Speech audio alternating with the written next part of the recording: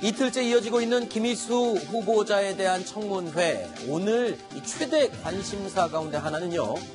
무엇보다 5.18 당시 김희수 후보자가 사형 선고를 내렸던 그 버스 운전기사의 출석 여부였습니다. 오늘 두 사람이 37년 만에 만났습니다. 어떤 상황이 연출됐는지 영상으로 꾸며봤습니다. 보시죠.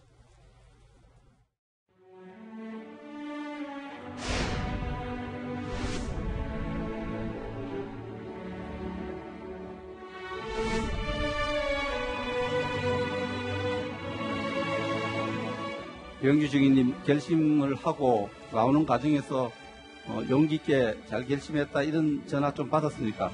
전화 받고 그런 것이 심적으로 무지하게 괴롭습니다. 옛날 생각이 되살아나서. 안 나왔으면 좋겠다 이런 전화를 받은 적 없습니까? 네, 그런 전화 몇 통화 받았어요. 몇 통화 받았죠? 가족들한테.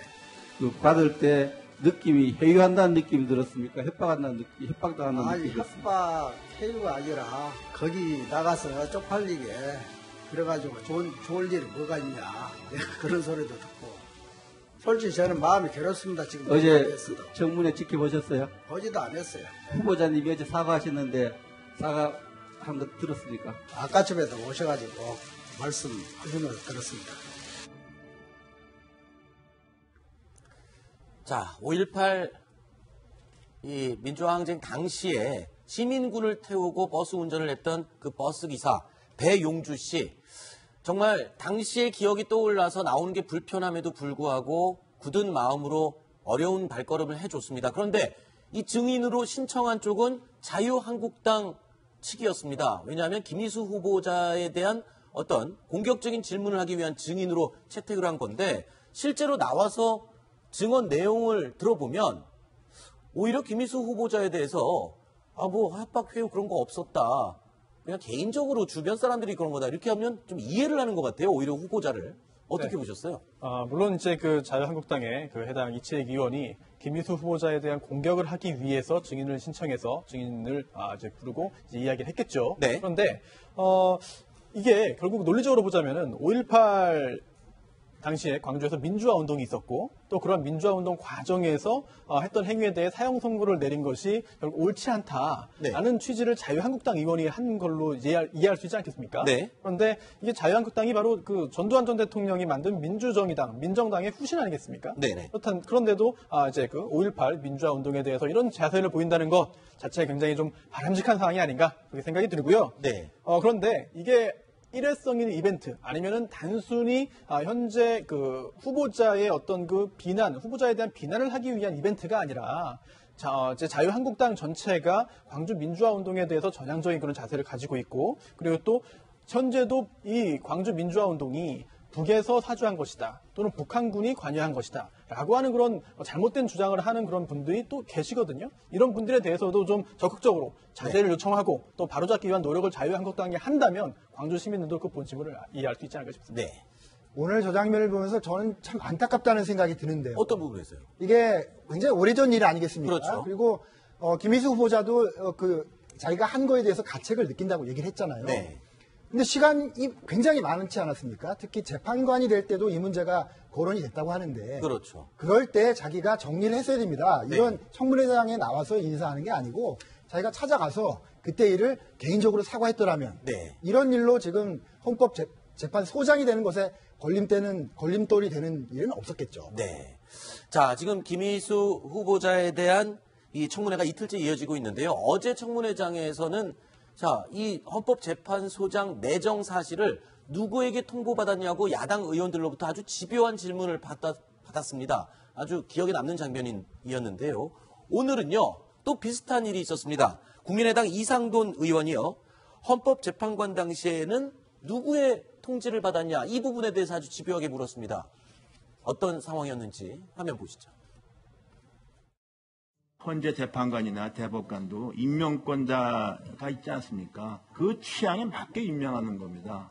후보자는 민주당 추천으로 헌법재판관이 된 거 아닙니까? 그렇습니다. 맞죠? 그때 민주당 누구하고 연락을 해서 어떻게 되는지 말씀할 수 있겠습니까? 그때 박지원 대표 말씀하셨죠. 왠지 우리 박지원 대표가 김희수 후보자를 국민의당이 통과시켜야 된다 그런 얘기를 해서 뭐 그런 얘기가 있습니다. 그때 원내대표로 아니기 때문에. 네. 저는 그거 잘못됐다고 생각하지 않았습니다. 그거 솔직한 게 좋습니다. 자기를 보내준 그 정당을 좀 따라가는 건 그 자연스러운 겁니다.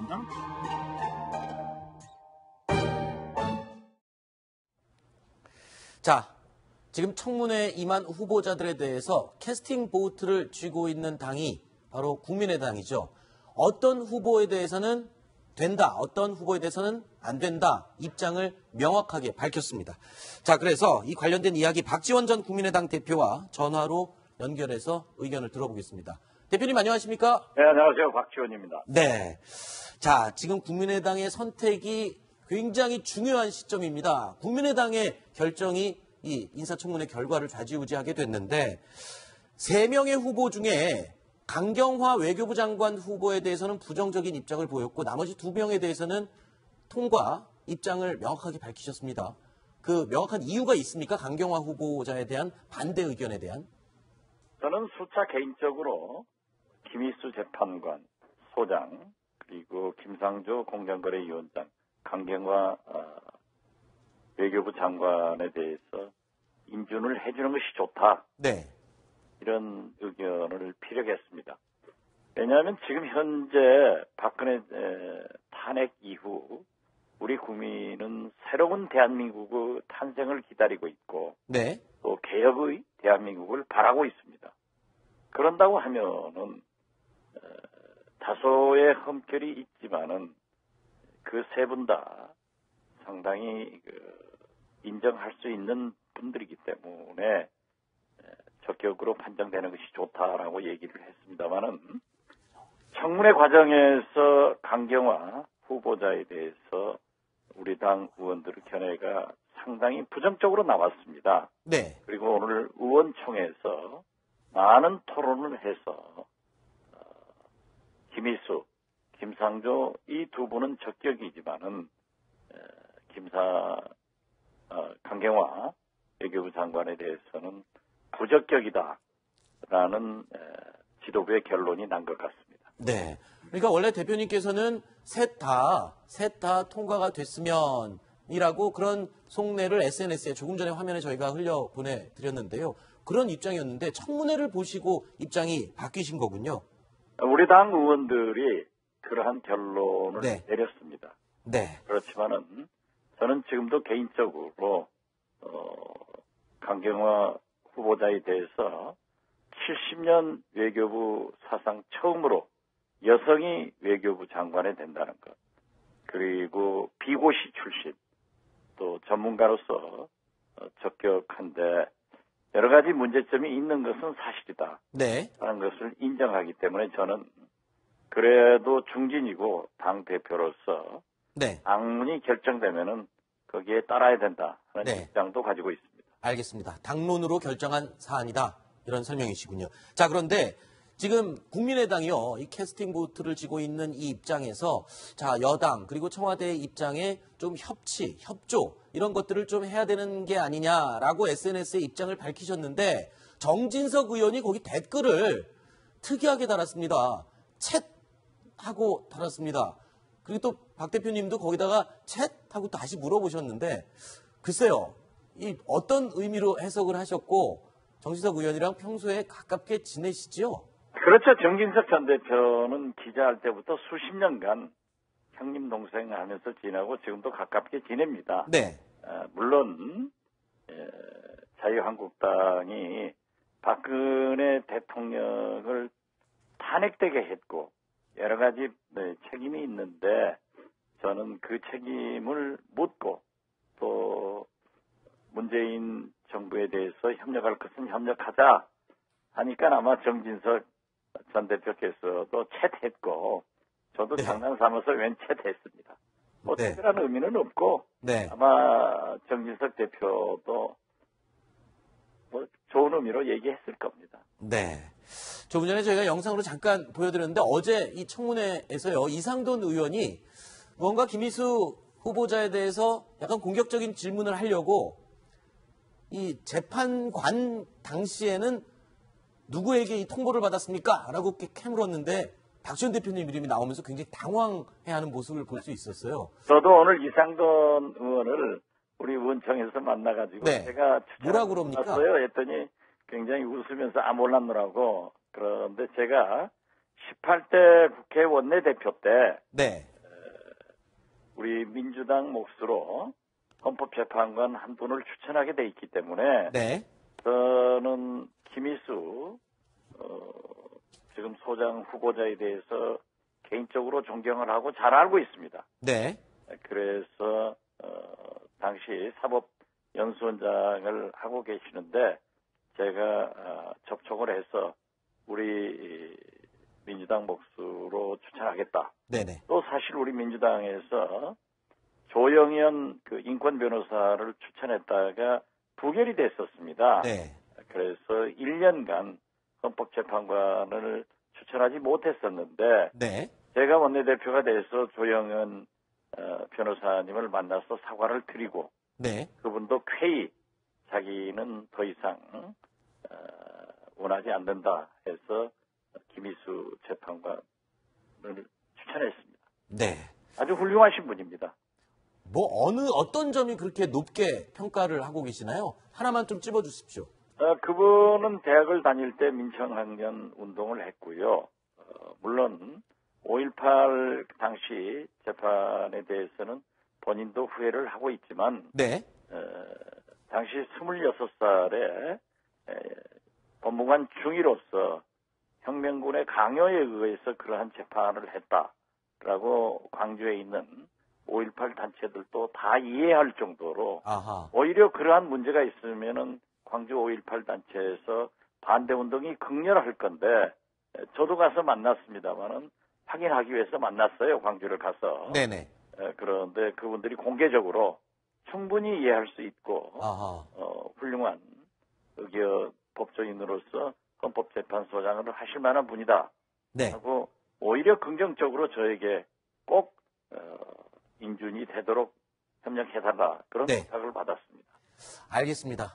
대표님 바쁘신데 전화 연결 응해 주셔서 네, 고맙습니다. 어떻게 됐든 우리 국민의당은 네. 국민이 무엇을 원하는가를 보고 정치를 해야 됩니다. 네네. 지금 거듭 말씀드리지만 새로운 대한민국, 개혁된 대한민국을 위해서 우리가 민주당 이중대는 아닙니다. 국민의 네네. 이중대가 되도록 하겠습니다.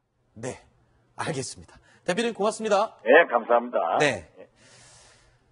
자, 오늘 이틀째 열린 김희수 헌법소장 이 재판소장 이 청문회 자리에서는요, 증인 출석 문제를 두고 약간 정회가 되기도 했습니다. 그런데 이 자리에서요, 돌발 발언, 야당 의원의 돌발 발언이 나와서 당혹스러운 장면이 연출됐습니다. 영상으로 준비했습니다. 보시죠. 통합진보당 해산심판 청구 소수 의견을 내면서 그 이론적 근거가 뭐냐.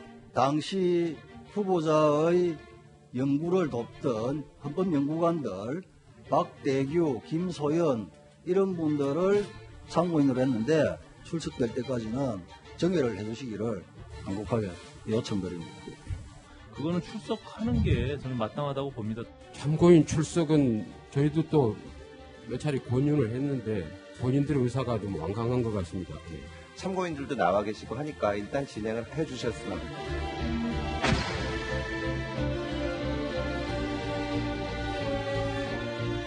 잠시 정회를 하도록 하겠습니다. 11시에 다시 회의하도록 하겠습니다. 정회를 선포합니다.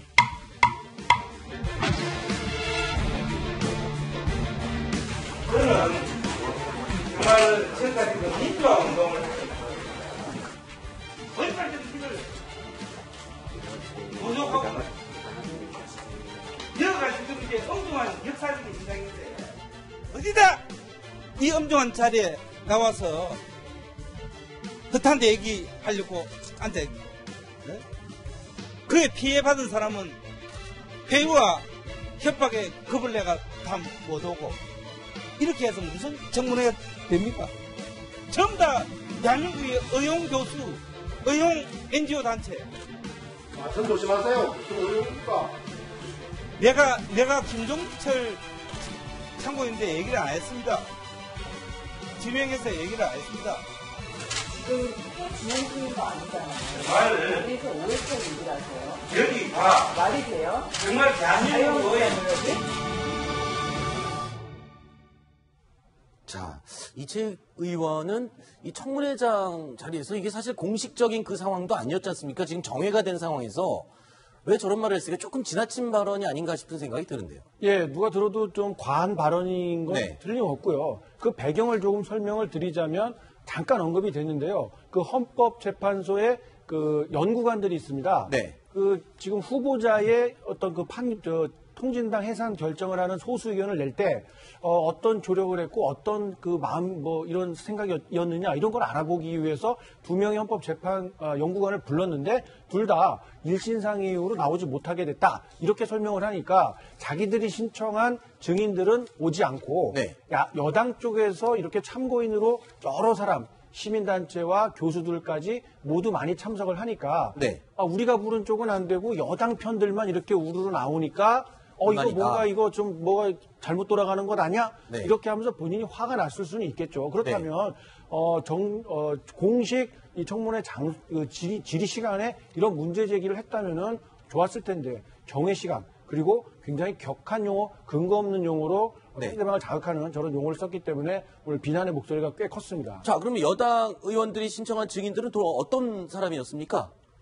예, 지금 백남기 농민의 장녀. 네. 사실은 이제 저분이 저기 왜 어떤 취지로 참고인으로 오게 되는지 잘 모르겠는데요. 그 외에 5.18 단체 간부 그리고 그 법학 전문가들, 교수들이죠. 네. 그런 분들이 오늘 참고인으로 자리를 참석했습니다. 그러니까 김희수 후보자에 대해서 좀 우호적인 입장을 증언해 줄 수 있는 증인들이었군요. 그런 부분에 대해서 아마 의원이 지금 불만을 품고 그런 얘기를 했지 않았나 추측을 해봅니다. 네. 특히 저 계신 그 교수님들 중에 그 제가 수업 들은 그런 교수님들 계신데 헌법 정신, 특히나 이제 인권과 기본권 관련해서 그동안 그 강의와 연구를 통해서 헌신했던 교수님들입니다. 근데 저 교수님들을 왜 어용 교수라고 했는지 의문이고요. 또 전부 다 어용 교수야 라고 했잖아요. 그러면 김종철 교수님이라고 이름을 안 말했어도 특정이 된 겁니다. 그렇죠. 교수님들이 문제를 제기하면 큰 일이 날 수도 있습니다. 알겠습니다.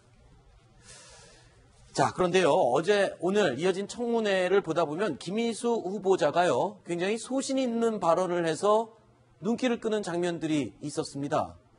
아마 보시면 기억이 나실 겁니다. 영상으로 준비했습니다. 보시죠. 5월 19일 날 지명 통보를 받았다고 그랬죠. 누구로부터 받았습니까? 청와대 인사라인에서 받았습니다. 그 정도까지만 말씀드리겠습니다. 얘기하세요. 저희들이 이걸 여쭤보는 이유가 있거든요.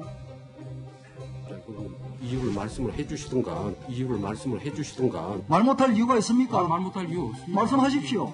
민정수사로부터 받았습니다. 후보자님 저 눈을 바로 봐주시기 바랍니다. 눈이 잘 안 떠져가지고 후보자는 오늘 내내 답변 태도를 보면서 매우 불성실하다. 국회를 어떻게 보고 그런 답변을 할 수 있어?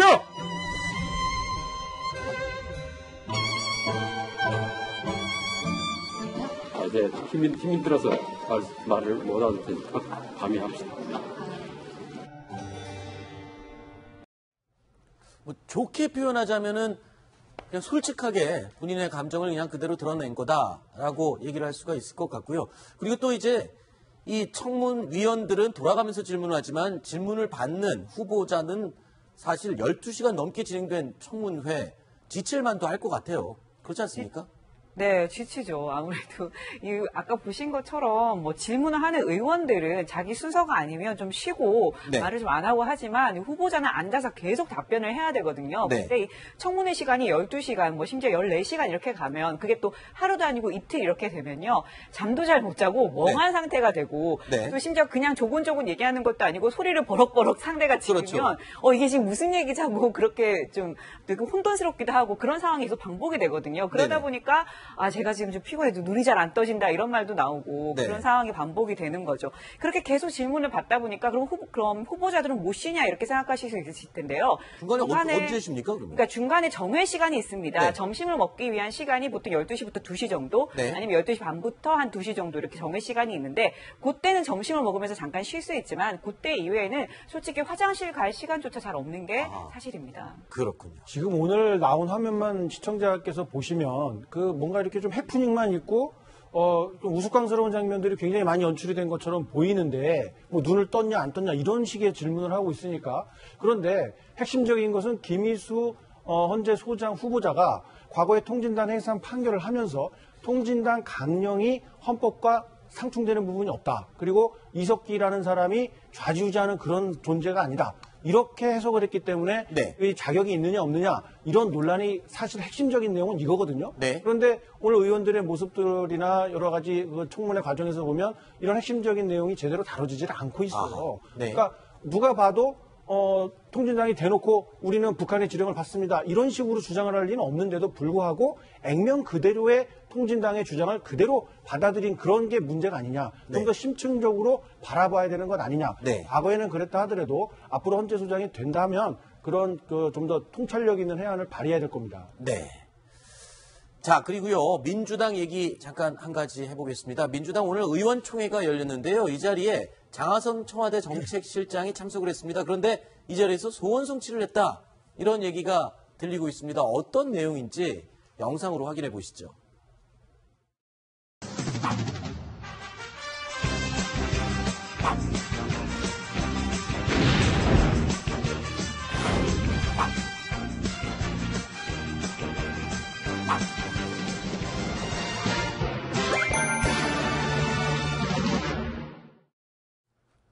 네. 이 팔짱 끼기 2차 시도 만에 성공. 짧게 얘기해 주시죠. 네, 지금 보시면 아마 처음에 이제 상견례 자리에서는 이 장하성 이 정책실장이 그렇죠.